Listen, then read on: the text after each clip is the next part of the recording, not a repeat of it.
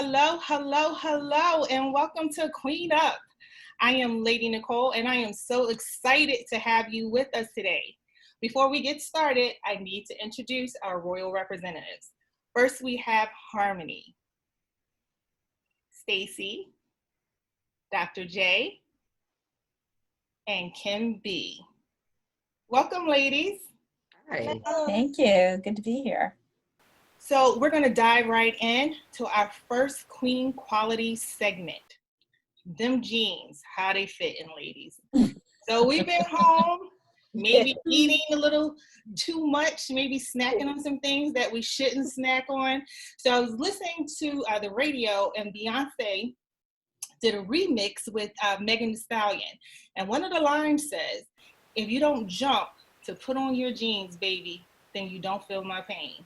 So I can testify because I have done some jumping, some squats, some all kind of acrobatics to get in my jeans. I have not had to lay down on the bed to pull my zipper up yet. I haven't reached that level, but there's a lot going on. But the Bible does say, to whom much is given, much is required. And God has given me a lot. So there's a lot required to get in the jeans. Yeah. So ladies, tell us how them jeans fit in you. A little tight, but they thank God for it's made out of the tight material, the stretchy material.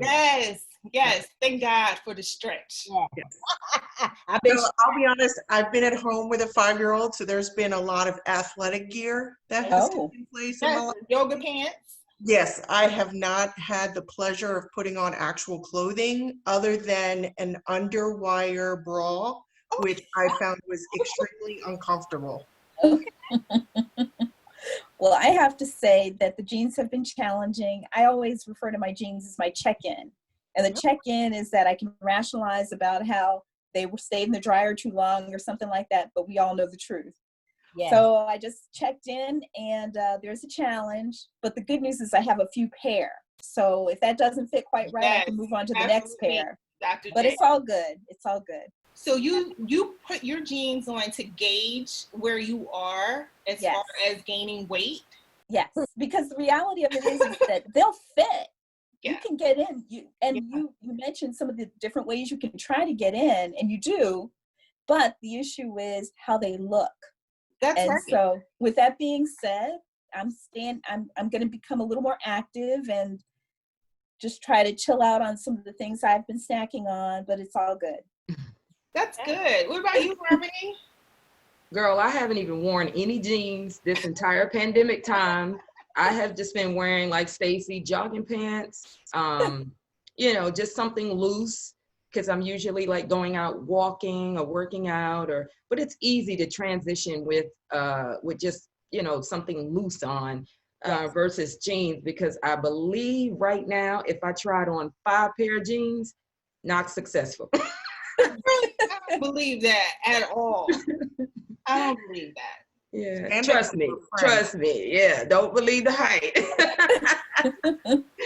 Well, no matter how the jeans fit you, we all know that we are women of class, and we do things in a classy way. And as much as we want to look nice in our jeans, we always want to make sure that our integrity comes through. Yes. So we're going to let that simmer in our spirits as we move to the next segment. Zoom meetings. So we're all home, lots of Zoom meetings, lots of virtual connections. We get it. We understand that, for work, you have to have meetings. So you have Zoom meetings. Yeah. But what about the life events that are taking place by Zoom? How do we feel about baby showers being by Zoom and birthday parties? And in particular, how about weddings? Harmony, what do you think? So I feel that, many families all over the globe, due to COVID-19 concerns and restrictions, we've all had to make changes to, celebrations, birthday parties, any type of events that engage more than 10 people or more. And for most of our families, we have more than 10 people. Right. Including friends and family. So we can't just, restrict certain people from coming over, because then other people will get offended. But at the same time, we're trying to protect ourselves from being exposed to the COVID-19, because you have so many asymptomatic people out here who they don't even know that they have it, so that they can, you know, expose it to you all. I have a friend that's in Ohio. She had to hold a wedding ceremony without her family in attendance. And so, you know, she had nearly 200 guests that had been invited to attend. But that started to change when the social distancing, you know, orders went into effect, as well as eliminating down to 10 people. And so she, you know, because of the orders and the social distancing, discouraging travel for her parents and for family members, people that were set to be there for specific reasons, like her mom and her dad. And so what they did was they just had the pastor and a cameraman come to their house on their balcony. And they married them on their balcony. Of course, that's not the way she wanted her wedding to be. Unfortunately, 10 days later, she started coughing, not realizing that, you know, the cough was, she thought it was just a dry cough.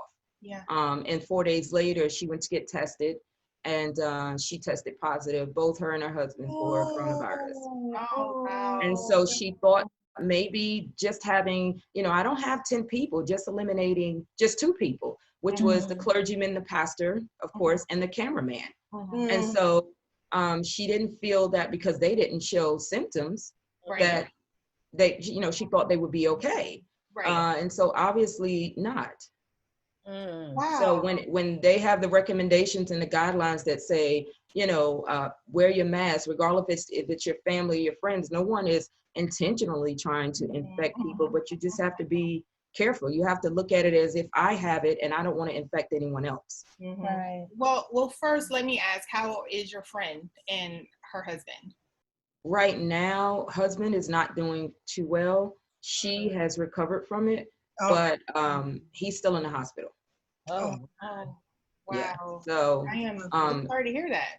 yeah, so she's a really beat down right now because she's focused on more so that I should have waited for the wedding. And, you know, I told her right now it's not the time to, you know, point fingers, and just focus on your health, your husband's health, and just continue to pray. So that was my next question. Do you feel that people should just wait?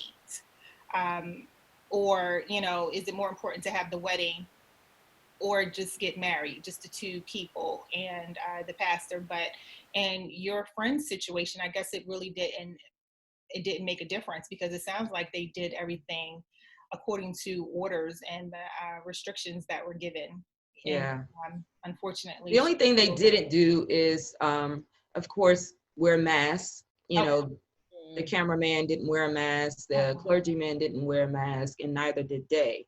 But, you know, as far as making sure that they, you know, wash their hands and sanitize their hands and take their shoes off when they came in the door, they properly followed, you know, those guidelines. But you can't sanitize something that's in the air. Right. So I feel that people should wait, you know, a while, at least until things are a little bit more safer. And the sad part about it is we don't know when that safe is. Right. Exactly. Yeah. Right. Stacey, how do you feel about that? Ugh. You know, I'm organizing a friend's baby shower right now. And, you know, we've gone rounds talking about it quite a bit. The latest thought is to have sort of a sign-up sheet, and sort of how they're doing like the drive-by graduations and birthday celebrations and such. So basically what the thought is to have her set up somewhere outside in a backyard, and everyone's going to sign up for a slotted time. Okay.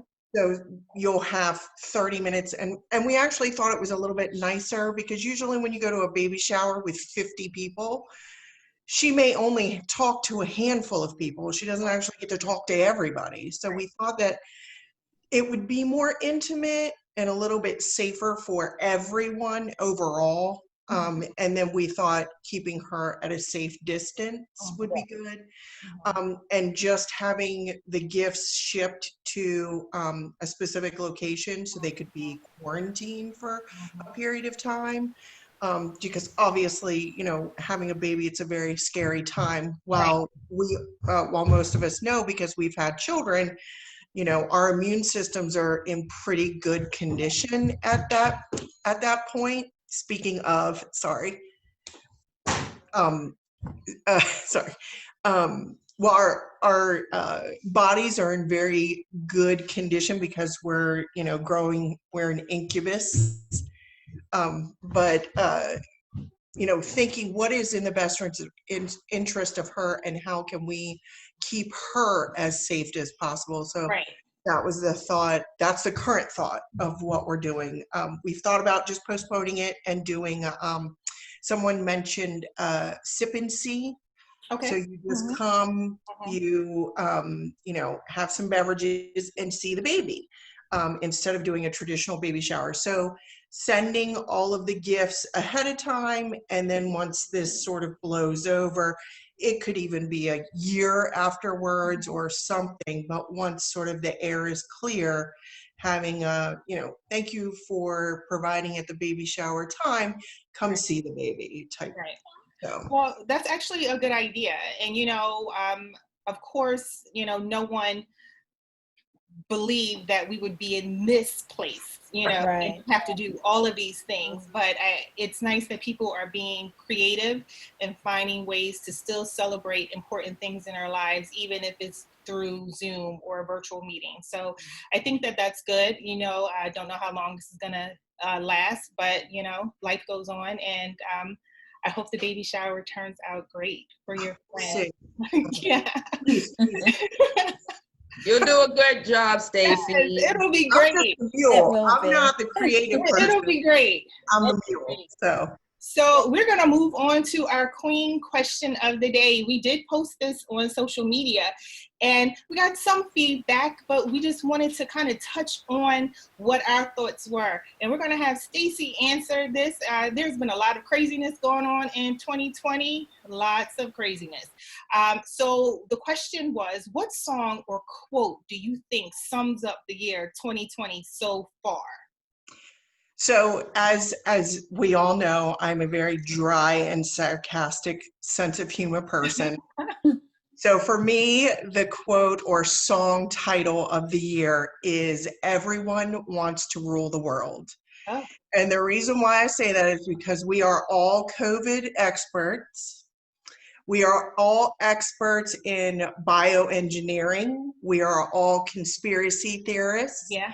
We all have all the answers, and we want to share with everyone on social media that I am the know-all, be-all, and I rule the world. Yeah. So that is my quote and thought for song title of the year. Well, I think that fits 2020 nicely. I don't have a song, but I hope everyone's familiar with DJ Khaled. Oh, yeah. Yeah, so he has this little quote in his songs that says, "And another one."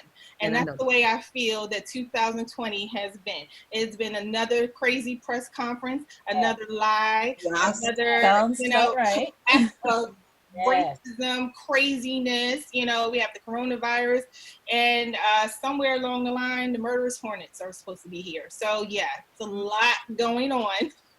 But we trust and believe God that things will get better and it will not always be like this. So we have faith that things will get better. And faith without works is dead, though. So November 3rd is coming. So, yeah. Thank goodness. Yeah, absolutely. So for me, definitely looking at 2020 and looking at what's happening now, right? So where are we going? We in Maryland are starting to open back up. The governor has given us a green light to slowly start opening. I think we're fully in phase 1. We're approaching phase 2. Very excited about some of the components of that. Still being very cautious. Right. So we're not, jumping into the, pool of people out there. I know I belong to a few of the restaurant groups. As you know, I used to be a director of the Restaurant Association of Maryland. So I have a lot of contacts in the restaurant industry. There were a lot of social distancing, but a lot of positive outlook for the restaurant community specifically.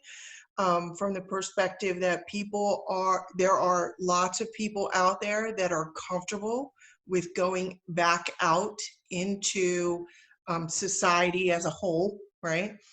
And me being a little more cautious, I'm like, okay, yeah, I might put my toe in the water, but I'm not jumping in. Right. Right.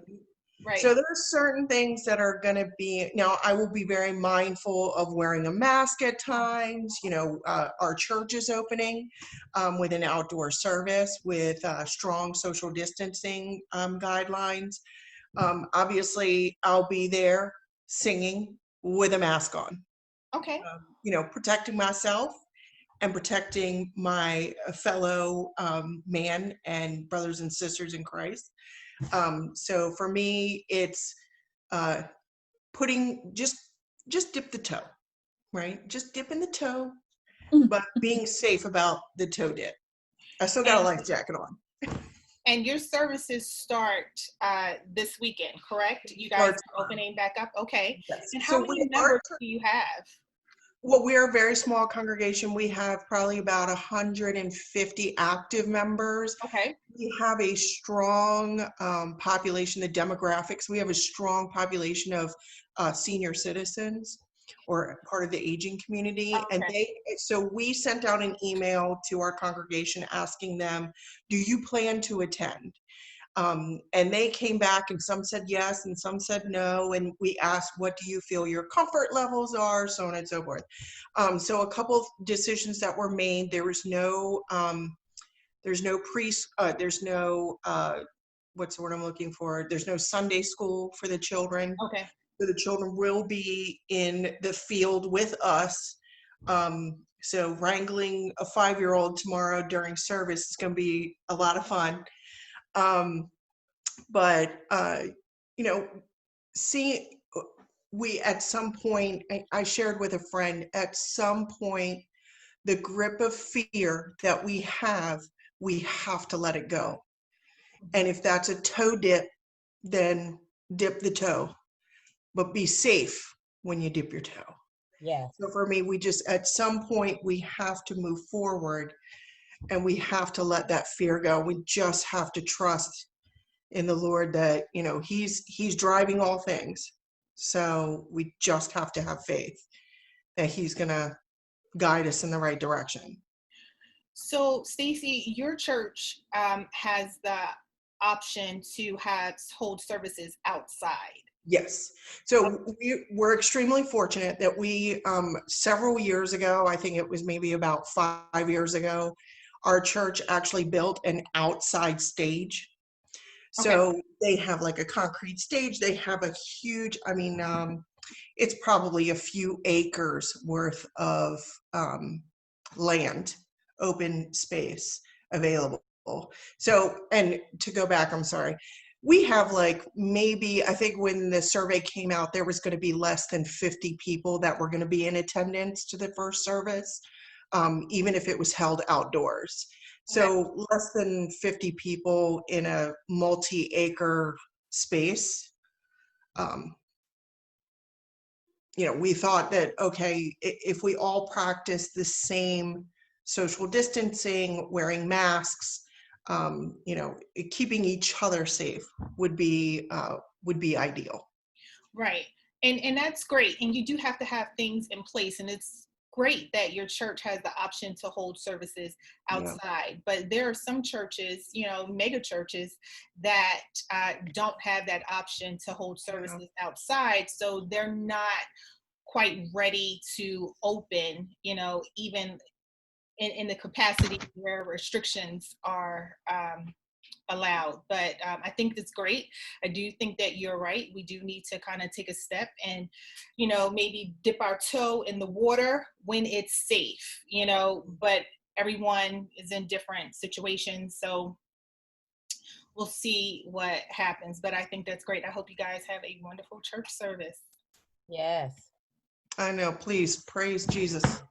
You But we missed- will be simulcasting as well. If anybody would like to join on, we will It's be. good to have the hybrid just in case to make sure Yeah. that everybody gets a chance to worship. Exactly. That's great. And my husband was on just really quickly, my husband was on a podcast with the pastor and the youth pastor a couple weeks ago, talking about the direction of the church, how we feel the direction of the church is going to go, and what is the landscape, what is it going to look like. And one of the things that they shared is we don't think it's ever going to look the same. Right. Never going to look the same. Which is really, really sad for me, because I remember being in church and being little and just it being such fond memories of playing with people and hugging everybody and things like that. And I feel so sad for my son that experience is going to be so different for him. So. It might be, it may not always be this way after a vaccine is found, but then you have to test, you have to kind of even take time with that to see how that works on people, how people respond to that. So I get it, and I agree with you. There have been a lot of changes, a lot of things that have been done differently. And speaking of that, we have joining us a beautiful 2020 graduate. So as we know, we want to celebrate her. Yay. The class of 2020 was not able to really enjoy some of the things that you and I had the opportunity to enjoy, but it's okay. So I think we're waiting for another guest to join us. But we're going to keep on, and we're going to speak to this lovely young lady. Could you introduce yourself? Hi, I'm Quan-Ye White. I'm 18. I go to Malcolm X Shabazz High School, which is in North New Jersey. And yes, I am graduating this year, and I'm excited for it despite everything that's going on. So that's great. Kim? Hi, Quan-Ye. Hi. Thank you. You look beautiful. Thank you. I'm just so excited that you didn't give up. That's right. Continue to do your best and excel. I was so impressed with your resume or your accomplishments. Thank you. It's just wonderful. Yeah. Thank you. So my first question is, how do you personally feel about not graduating in the traditional way? Having your family there, putting on your cap and your gown, walking down the aisle, people cheering you on. How do you really feel about that? I was disappointed and a little upset. Well, I was upset in general, because I feel like I've done all of this hard work to get to this point, to get that, not only the recognition, but just the personal triumph of being in that moment. I'm really here. I really did this and I really deserve this. That and prom, that ability to just feel I'm here. I feel beautiful. I've done everything right and I'm here because I deserve that. So I was disappointed and upset because I wanted that for myself. I wanted that for myself. And I feel like I deserve it. Yeah. With all that I've done. So yes, but when things like this happen, I'm not gonna say things happen for a reason, because some things, not everything makes sense, or happens for a greater purpose. But I take this for what it is, and I adjust to it. Okay. Well, what are That's a great outlook. That's good. That outlook's gonna take you very far. Right. Thank you. So what are your future plans? What's your next phase in life? So I'm going into college. I want to major in a science or anatomy, biology, or chemistry, because I want to pursue psychiatry. I want to go to medical school.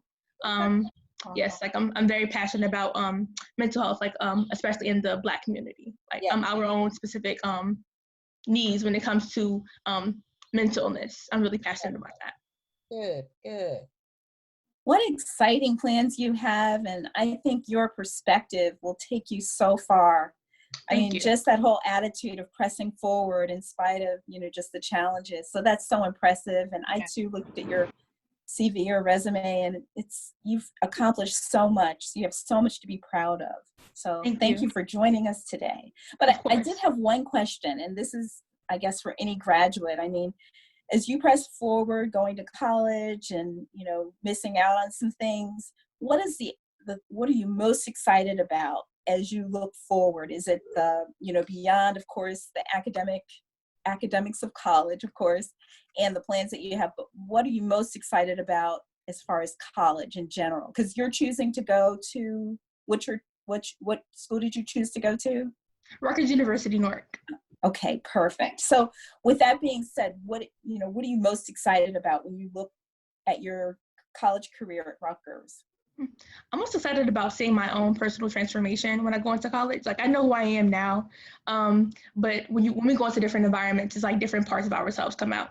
So I'm excited to see what part of myself comes out when I go into college, and how I adjust and react, and to see how much I mature, and to just be able to look back and be like, oh wow, I got through this, and now I'm this from that.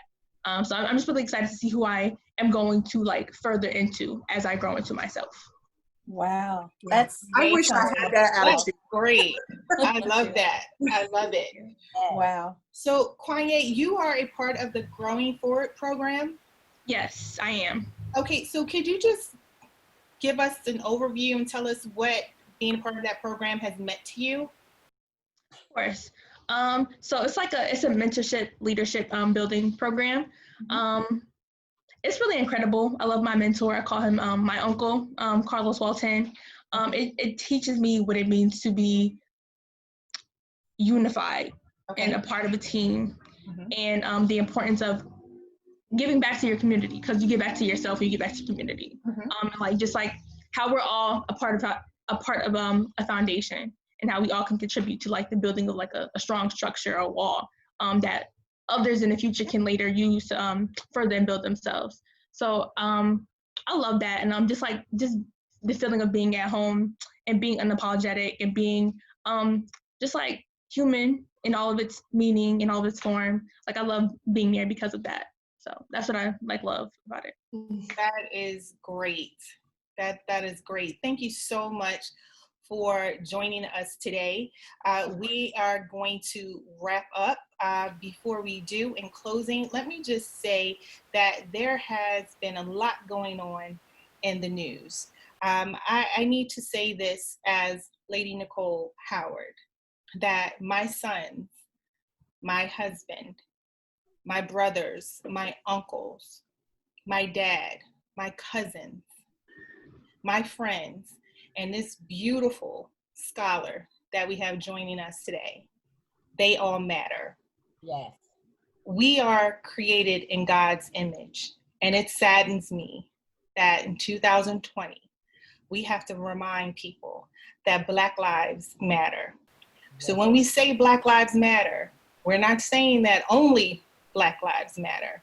We're saying that Black lives matter too, because there seems to be a disconnect, or people forget that we are valuable. We have been hunted and hated, and enough is enough. Yes. It's too much, and it needs to stop.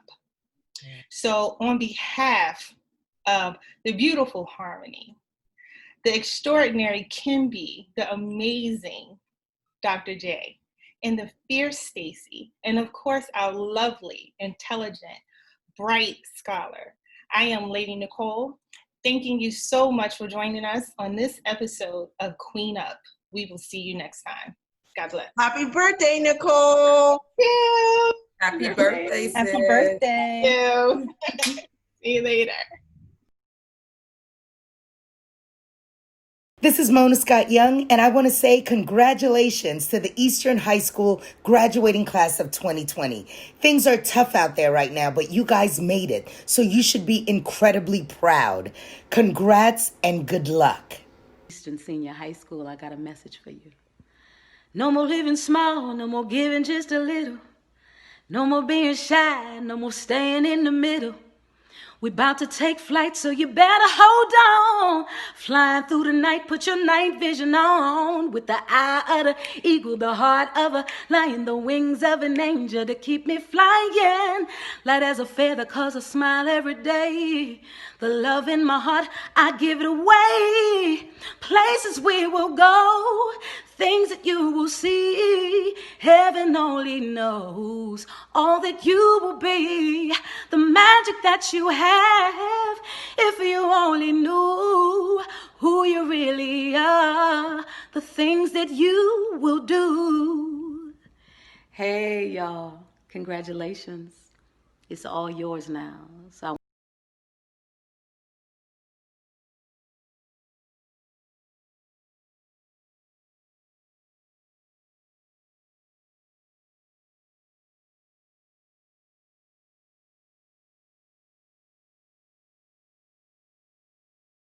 when things go back to so-called normal, you get to decide right now who you get to be, and know that if you want it and it's good for the planet, that God got you. I love you. Congratulations.